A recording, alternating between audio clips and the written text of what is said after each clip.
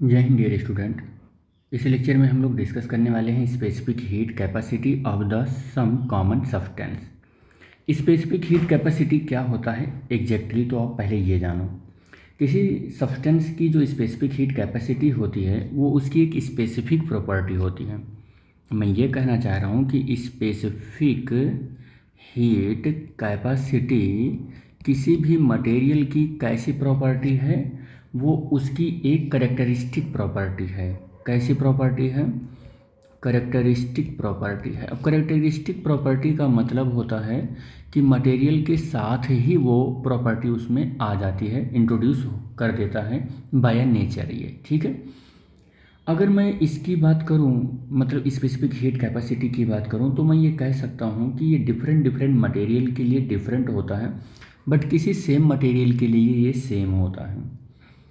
आमतौर पर अगर हम बात करें कि हीट के गुड कंडक्टर की, तो जिसकी स्पेसिफिक हीट कैपेसिटी कम होती है, अगर हम गुड कंडक्टर की बात करें, ये गुड कंडक्टर होता है। एक तो गुड कंडक्टर होता है बेटे, और एक तो होता है बैड कंडक्टर। तो अगर मैं गुड कंडक्टर की बात करूं तो उसकी स्पेसिफिक हीट कैपेसिटी जो होती है, स्पेसिफिक हीट कैपेसिटी जो होती है, कैपेसिटी वो हमारी क्या होगी, गुड कंडक्टर के लिए कम होगी।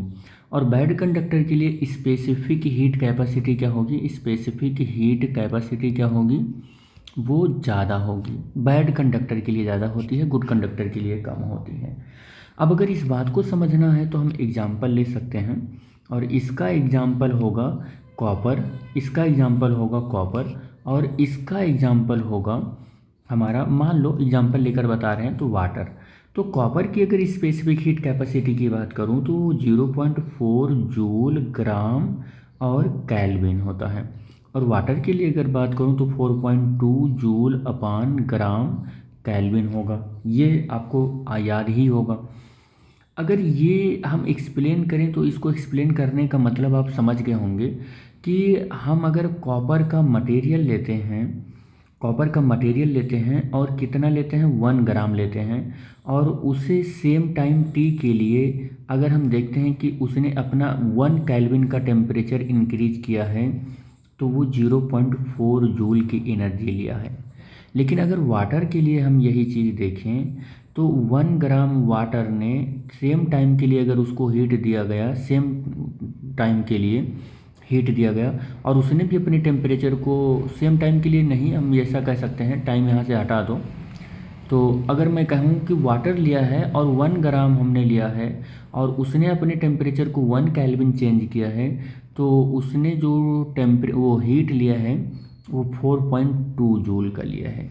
मतलब ये मैं कहना चाह रहा हूँ कि जो गुड कंडक्टर है वो अपना राइज इन टेम्परेचर बहुत कम हीट पर कर देता है, लेकिन जो बैड कंडक्टर होता है अपना 1 केल्विन यानी कि राइज इन टेम्परेचर ज़्यादा हीट लेने के बाद करता है। तो स्पेसिफिक हीट कैपेसिटी एग्जैक्टली क्या होता है, ये करेक्टरिस्टिक ऑफ प्रॉपर्टी है। ये हर एक मटेरियल का डिफरेंट होता है, लेकिन किसी पर्टिकुलर मटेरियल का कांस्टेंट होता है। तो अगर बैड कंडक्टर है तो 1 ग्राम का मटेरियल 1 केल्विन टेम्परेचर राइज करने के लिए ज़्यादा स्पेसिफिक हीट या ज़्यादा हीट की ज़रूरत पड़ेगी, और अगर वो गुड कंडक्टर है तो 1 ग्राम का मटेरियल अगर 1 डिग्री सेंटीग्रेड का टेम्परेचर या केल्विन का टेम्परेचर राइज कर रहा है तो उसको कम हीट की ज़रूरत पड़ेगी। तो जो कंडक्टर होगा उसे कम हीट, जो बैड कंडक्टर होगा उसे ज़्यादा हीट की ज़रूरत पड़ेगी। ये आप आई थिंक समझ गए होंगे। अब आपको यहाँ पर स्पेसिफिक हीट तो आपको समझ में आ ही गया होगा। अब specific heat capacity of a substance is it's characteristic property, ये हमने बता ही दिया आपको। It is different for the different substance, जैसे मैंने कॉपर का और वाटर का यहाँ पर लेकर बताया।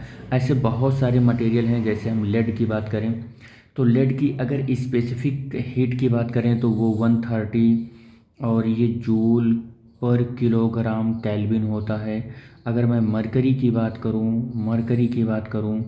तो मरकरी के लिए 139 होता है, 139 और यूनिट यही होगा।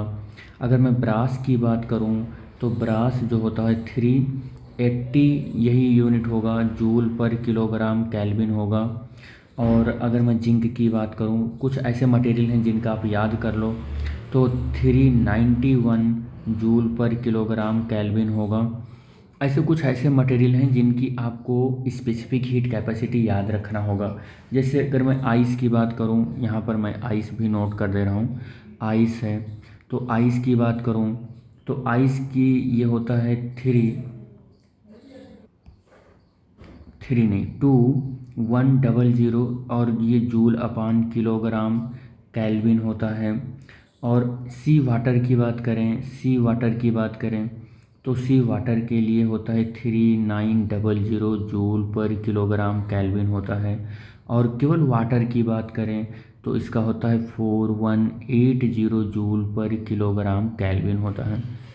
ठीक है। और अगर मैं इस वाली बात को अगर मैं कैलोरी में लिखूं, कैलोरी में तो वाटर का, तो ये 1 कैलोरी और पर देखो ग्राम डिग्री सेंटीग्रेड बोल रहा हूँ मैं, यहाँ पर याद रखना ग्राम है, ये ग्राम पर डिग्री सेंटीग्रेड होता है अगर यही चीज़ कैलोरी में लिखूँ तो। ठीक है।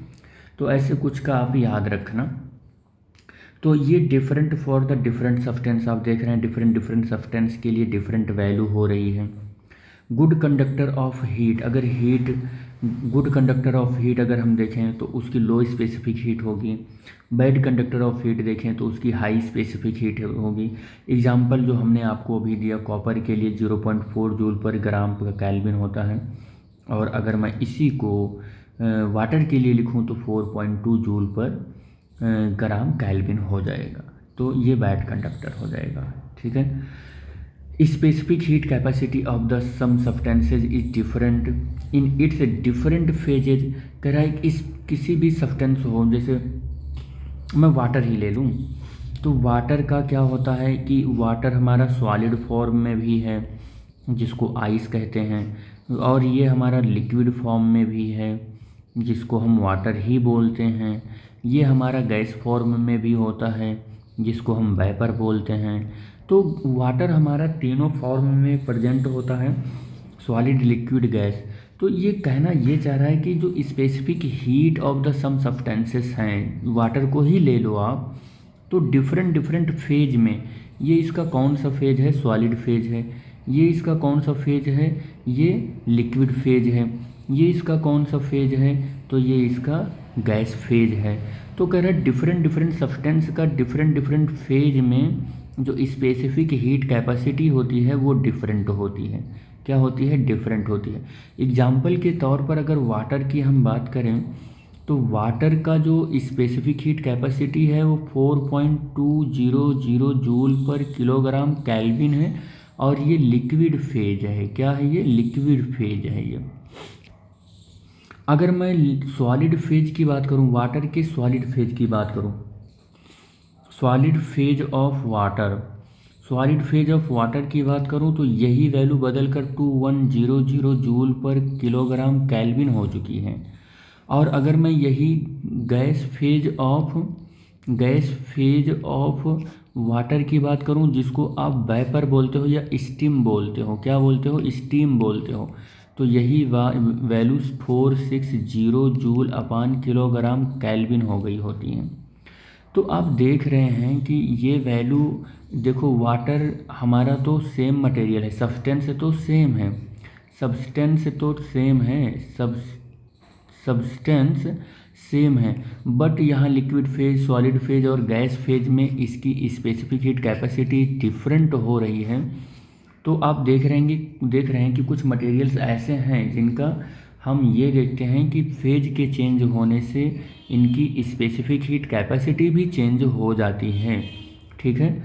तो अगर हम देखें यहाँ पर कि C इज मिनिमम, यानी C का मतलब याद रखना आप, C का मतलब specific heat capacity, specific heat capacity है, हीट कैपेसिटी, और स्पेसिफिक हीट कैपेसिटी को स्मॉल c से लिखते हैं। तो specific heat capacity is maximum equal to the 14603 joule per kilogram kelvin for the hydrogen. मतलब हाइड्रोजन की स्पेसिफिक हीट कैपेसिटी लगभग अभी तक जितने मटेरियल हैं उनमें से सबसे ज़्यादा है, और वो कितना है, 14630 इतना है। ठीक है बेटे। तो आई होप यहाँ तक आपको समझ में आ गया होगा।